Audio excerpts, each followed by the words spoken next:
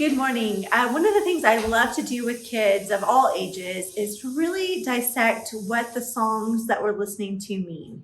And so sometimes those are shocking because I'm like, oh, wow, we're really paying attention to the lyrics.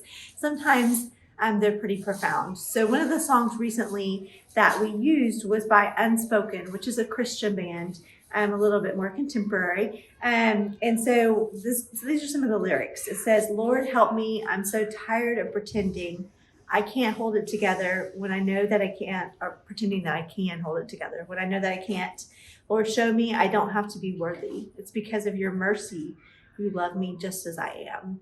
And so we really took the time to break apart each of those sentences because all of us pretend to a certain degree, right? Even the youngest kids know to pretend to be happy when they're opening packages, right? Think about your Christmas pictures. When they ripped open the package of socks, they still pretended to be very happy about those socks. So we all pretend like we have it together. We all pretend like we can be self-sufficient, that we can do things by ourselves, and that we're not saying that we don't need God, but we like to pretend, and we live in a society that tells us being self-sufficient is the best way to be. So first of all, none of us are worthy, right? That's why Jesus came. He came to cross that bridge for us. He came to say, all of us are going to make mistakes, but I've paid the price for you. I love the lyrics of this song for that reason, is to remind myself and maybe remind you today that we don't have to be perfect and that what we're going through is hard sometimes. I don't know what's happening in your life.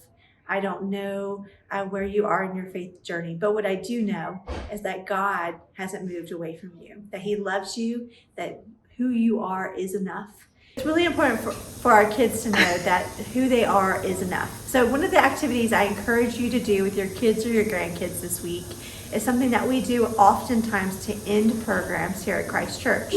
If you want to, you can take a paper plate or a piece of paper, punch some holes in it, put some string on it, turn it around, and put it on each other's backs. And then as a family, go around and write things on that plate or that piece of paper about that other person that you love and appreciate. Sometimes they're funny, sometimes they're not sincere, and so you have to help your kids kind of work through what to put on there.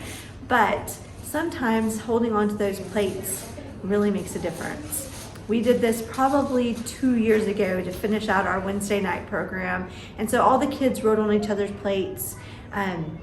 And recently, one of our preteens here told me I still have my plate up on the wall because what people said about me mattered. It just showed me that we all still struggle. We all want to know who we are is enough. Sometimes we don't feel like God's presence right there with us telling us that, and so we need people around us to tell us. It opens up a conversation with you and your kids and grandkids when you do things to really break apart song lyrics, whether it be Sweet Home Alabama or be Christian music.